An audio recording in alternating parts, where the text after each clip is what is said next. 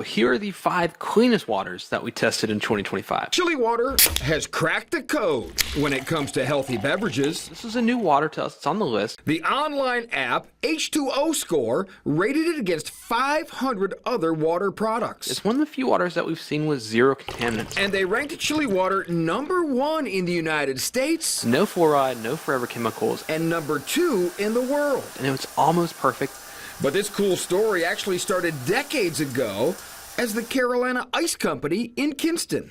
Carolina Ice was purchased back in 1982 from New Sport Shop. We moved the ice making equipment from New Sport Shop to the facility that we're at now, here off Felix Harvey Boulevard in Kinston, close to the airport. My grandfather actually put in the commercial wells around 400 foot deep there in the Black Creek Aquafir, and we put them in specifically for the ice production.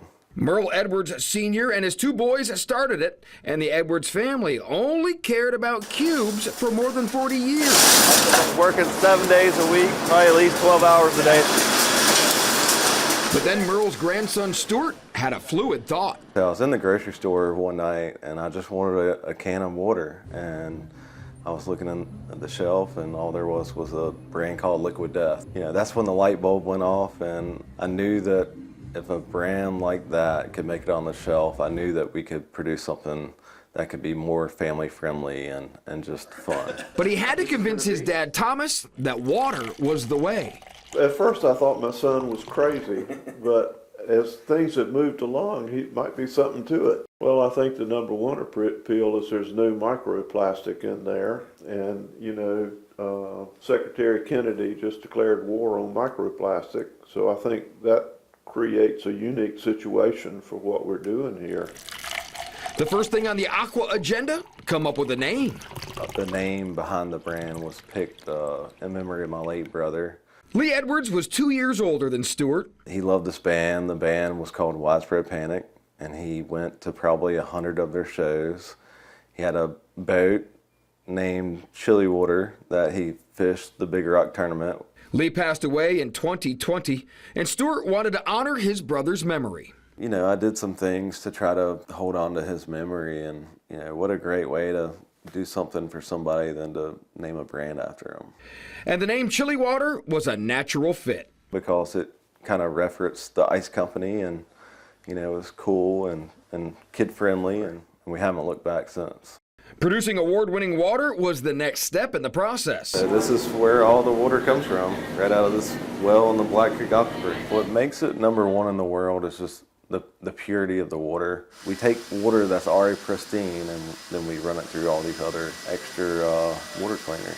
Putting it in cans, well, that was personal. As a Pitt County native, I live on the Tar River, and I see plastic floating down the river all the time. And so when we were, thinking about the water business, we just the can was a no-brainer. The cost of the can is higher than a plastic bottle, but it's purer than plastic because now there's a lot of concerns with microplastics, and people are consuming microplastics, and microplastics are causing cancer. They get their cans shipped in. And when the cans come in, they come in 6,000 on a pallet. Then they fill them with their pristine product right there on their site in Kinston. This is actually a beer filling machine. Yeah, it's been modified to run water on it. Typically runs from 7 a.m. to about 3 in the afternoon. We've done 8,000 cans today so far. So essentially the way we look at that is we've eliminated 8,000 bottles today. The hardest part was getting people to start buying the finished product. The sales pitch is really, we don't add any electrolytes to the water. The water is pure. It's pure enough to make baby formula with, or to using your CPAP machine, or make the best cup of coffee you've ever had. The first place to sell chili water was on an island. Hyde County was kind of where the brand got started. Down there at the Ocracoke Variety Store was the first store that had it. Then Jim Dandy stores started selling it, and that led to the Chili Water slogan. The term the good water came from actually Jim Davis with Jim Dandy. We were talking about a fishing tournament, and I said, we need some sort of slogan for the water. He said, well, captains always say we need to find the good water. And so that's where that term came from. Then their big break, the 2025 Big Rock Blue Marlin Fishing Tournament. As far as like going into the business, it's really hard because nobody knows what it is and you want somebody to pick it up off the shelf. We partnered with the Big Rock last year, and we partnered with the Pirate Cove Billfish Tournament, and we did just a lot of other community events like that where we could to try to spread the education of the product. Sanitize every day. We have, a foam solution that we spray everything down with. Feels kind of divine, some of the connections that we made, and it just feels like it was meant to happen. Then Stuart met MrBeast when MrBeast ordered some ice for one of his productions. Stuart slipped in a few cans of chili water, and it worked. We, partnered with MrBeast last year in Beast Games 2, and we were able to get the water on, Beast Games 2 on Amazon Prime, which was is really surreal to watch the TV show. That's being aired all over the world, and to see your can of water on there. Something that most beverage companies would jump on and probably pay a lot of money for if they had the opportunity. Stuart added in a few gimmicks to the original can plan. We did a color changing can. The cubes turn blue when the beverage gets cold. We spent 8 months working on just that one aspect of the can. At the top we put as one can enough, and that actually comes from the ice industry. If you pay attention, you'll notice that the verbiage on the ice box says is one bag enough. And we just, flopped it over to the beverage industry.